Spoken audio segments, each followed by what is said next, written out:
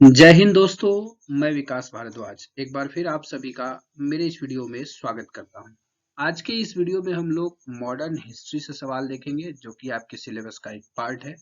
20 महत्वपूर्ण सवालों को लिया गया है। ठीक इसी प्रकार से सवालों का सीरीज आपके लिए हिस्ट्री का भी आता रहेगा। बीच बीच में आपके लिए जनरल स्टडीज जो भी है, जनरल नॉलेज के सवाल, उससे इस प्रकार के सवाल आप देखते रहेंगे। चलिए तो देखते हैं। इस वीडियो को शुरू करने से पहले आपके लिए एक मोटिवेशन का कोट है कि व्यक्ति अपने विचारों से निर्मित प्राणी है, वह जो सोचता है वही बन जाता है। महात्मा गांधी का यह कोटेशन है। उन्होंने कहा था कि आप जैसा बनना चाहते हैं आप वैसा ही अपने बारे में सोचिए, हर समय सोचिए और विचारों में अपने आप को उसी प्रकार से निर्मित करिए, तो आप वैसे ही व्यक्ति बन जाते हैं। इसलिए अगर आपको इस एग्जाम को पास करना है तो आप हमेशा इस चीज को सोचते रहें कि आपकी वर्दी पर वह सितारा सज गया है और आप उस सितारे के साथ सुशोभित हैं, तो आप भी आसानी से इस एग्जाम को पास कर लेंगे। तैयारी के साथ साथ एक मोरल सपोर्ट और एक मोरल एक्टिविटीज जो होता है वो बहुत जरूरी होता है, जो मैं अपने कोटेशन के थ्रू आप लोगों के साथ शेयर करता हूँ।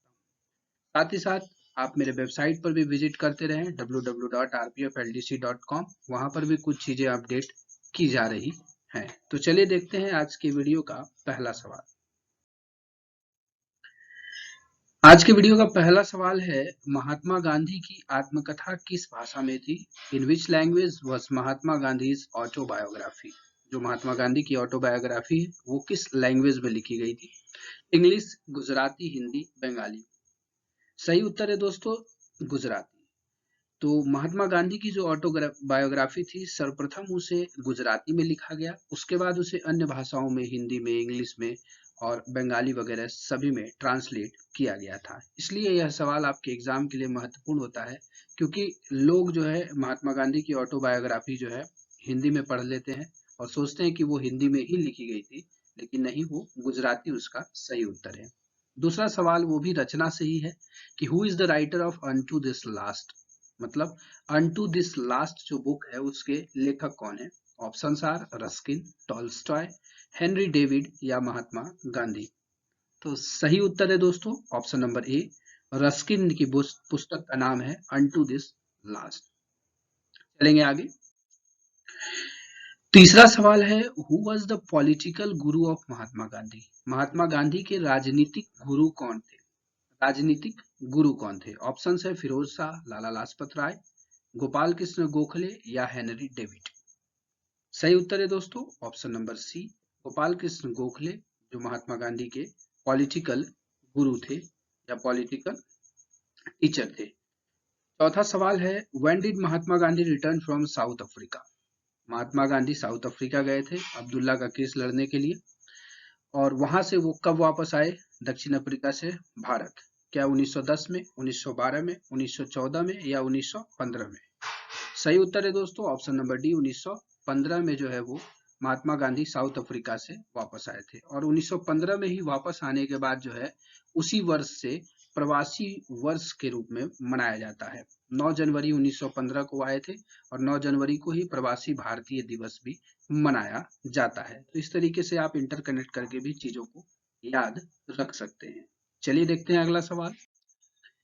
अगला सवाल है, Champaran Satyagraha is related to which state? Champaran Satyagraha का रिलेशन किससे है? तो नील विद्रोह से है। ठीक है, नील की खेती के विद्रोह से है। लेकिन यहाँ पूछा गया है कि चंपारण जो सत्याग्रह है इसका संबंध किस राज्य से है? स्टेट पूछा गया है। Options are Bihar, Uttar Pradesh, Madhya Pradesh and Maharashtra. सही उत्तर क्या है दोस्तों? Option number A, Bihar is the right answer. चलेंगे छठे सवाल पर। When did the Chaura Chauri incident happen? Chaura Chauri कांड कब हुआ? क्या 1920 में हुआ, 1922 में हुआ, 24 में या 1925 में? सही उत्तर है दोस्तों ऑप्शन नंबर बी, 1922 में।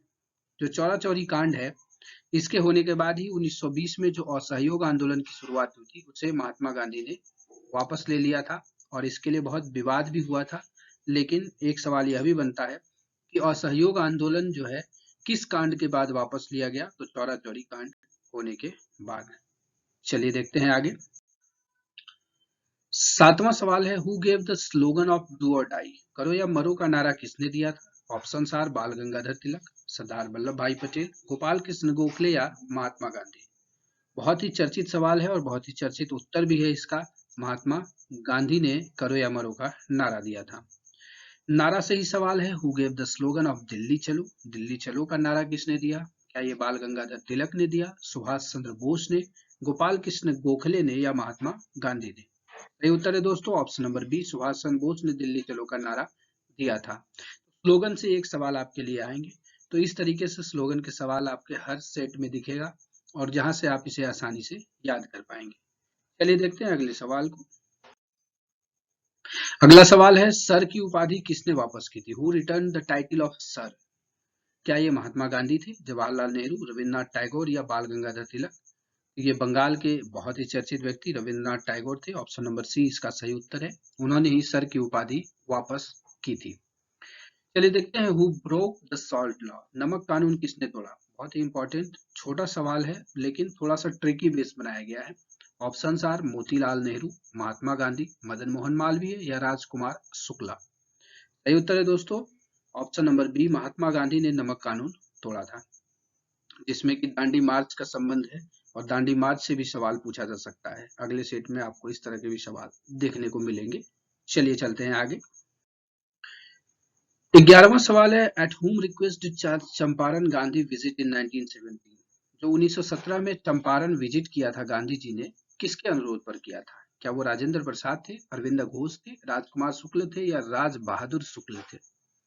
कंफ्यूजन के लिए ऑप्शन दिया गया है, तो ऑप्शन नंबर सी इसका सही उत्तर है। राजकुमार शुक्ल के अनुरोध पर ही चंपारण जो है 1917 में गांधी जी ने विजिट किया था, और जो कि जिसका संबंध किससे है? नील की खेती से है। हु फाउंडेड द टॉल्स्टॉय आश्रम? जो टॉल्स्टॉय आश्रम था उसकी स्थापना किसने की थी? तो महात्मा गांधी, जवाहरलाल नेहरू, एनी बेसेंट या बाल गंगाधर तिलक? जैसे कि नाम है टॉल्स्टॉय, तो आप इसके नाम के अनुसार एक अंग्रेजी नाम एनी बेसेंट को चुन सकते हैं अगर आप इस सवाल का सही उत्तर नहीं जानते हैं, जो कि गलत होगा। ऑप्शन नंबर ए, महात्मा गांधी ने टॉल्स्टॉय आश्रम की स्थापना की थी। सवाल यह भी पूछा जा सकता है कि महात्मा गांधी ने टॉल्स्टॉय आश्रम की स्थापना कहाँ की थी? तो इसका सही उत्तर है दोस्तों, साउथ अफ्रीका में जब वो थे तो वहां पर उन्होंने टॉल्स्टॉय आश्रम की स्थापना की थी। चलिए आगे देखते हैं अगला सवाल। सवाल नंबर 13वां है, in which year did Gandhi ji start the non cooperation movement? Gandhi ji ने किस वर्ष असहयोग आंदोलन की शुरुआत की? क्या 1920 है, 1922 है, 1923 है, 1924 है? अगर पीछे के डिस्कशन को आपने ध्यान से सुना है तो इस सवाल का उत्तर मैंने पीछे ही बता दिया है और सही उत्तर है ऑप्शन नंबर ए, 1920। इसी असहयोग आंदोलन की शुरुआत हुई थी 1920 में, और 1922 में चौरा चौरी कांड होने के बाद इस असहयोग आंदोलन को गांधी जी के द्वारा क्या किया गया? स्थगित कर दिया गया था। चलिए देखते हैं 14वां सवाल, in which year the partition of Bengal was announced? Bengal विभाजन की घोषणा जो है वो किस वर्ष हुई थी? क्या 1902 में, 3 में, 4 में या 1905 में? बहुत ही चर्चित सवाल है। लॉर्ड कर्जन उस समय जो है, लॉर्ड कर्जन थे क्या कहते हैं, गवर्नर जनरल, और 1905 में यह क्या है, बंगाल विभाजन की घटना घटित हुई थी। बंगाल विभाजन को रद्द कब किया गया था, यह भी सवाल पूछा जा सकता है। तो 1911 में जो है, जब दिल्ली दरबार हुआ था उस समय इसको रद्द किया गया और उसी के बाद ही भारत की राजधानी को बंगाल से शिफ्ट करके नई दिल्ली या दिल्ली को बनाया गया था। चलिए चलते हैं आगे। 15th नंबर क्वेश्चन है, 15वां सवाल, when did the Jallianwala Bagh massacre take place? Jallianwala Bagh हत्याकांड जो है वो कब हुआ था? क्या 1916 में, 1917 में, 1919 में या 1920 में? बहुत ही महत्वपूर्ण सवाल है। 1919 में यह हुआ था, ऑप्शन नंबर सी सही उत्तर है। जिस तरह से ये हत्याकांड या कोई भी घटना घटित हुई है तो आपको क्रोनोलॉजिकल ऑर्डर में भी है, क्रमानुसार सजाने के लिए भी पूछा जा सकता है। तो आप इन चीजों को सिर्फ ऑब्जेक्टिव बेस पे ना ले, हो सकता है 4 चीजों का ग्रुप बना करके आपके लिए एक क्रोनोलॉजिकल ऑर्डर भी सेट किया जाए कि कौन सी घटना पहले हुई थी, कौन सी घटना बाद में हुई थी, उसे आप सिंक्रोनाइज्ड करें। तो इस तरह के सवालों के लिए भी आप जरूर तैयार रहिएगा, एक दो सवाल आपको जरूर दिखेंगे इस तरह से। चलिए देखते हैं अगला सवाल। 16वां है, quit India movement took place in which year? Bharat छोड़ो आंदोलन जो है वो किस वर्ष हुआ? ऑप्शंस है 1940, 1942, 1943 या 1946 में? तो सही उत्तर है दोस्तों ऑप्शन नंबर बी, 1942 में जो है भारत छोड़ो आंदोलन हुआ। एक अग्रिम क्रांति थी जिसके बाद की अंग्रेजों ने जिसके बाद की अंग्रेजों को भारत छोड़ने के लिए मजबूर किया गया था। चलिए चलते हैं आगे अगले सवाल पर।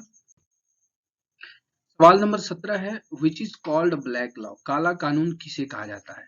हंटर रिपोर्ट को, एक्ट ऑफ 1919 को, या रॉलेट एक्ट को, या वुड डिस्पैच को? बहुत ही महत्वपूर्ण सवाल है, इसे उलट करके भी पूछा जा सकता है कि किस कानून को यहाँ पर है काला कानून कहा जाता है। Option number C, Rowlatt act is the right answer. और यह भी पूछा जा सकता है कि रॉलेट एक्ट को किस कानून के नाम से जाना जाता है, तो वो है काला कानून के नाम से जाना जाता है।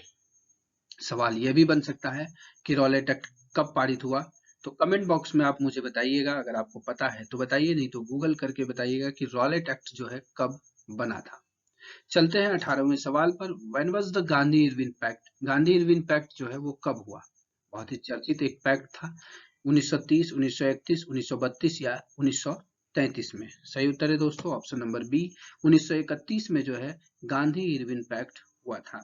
1930, 31 और 32 का ही दौर था जिस समय गोलमेज सम्मेलन राउंड टेबल हो रहा था, और उस राउंड टेबल के लिए जो है दूसरे राउंड टेबल में कांग्रेस ने भाग लिया था।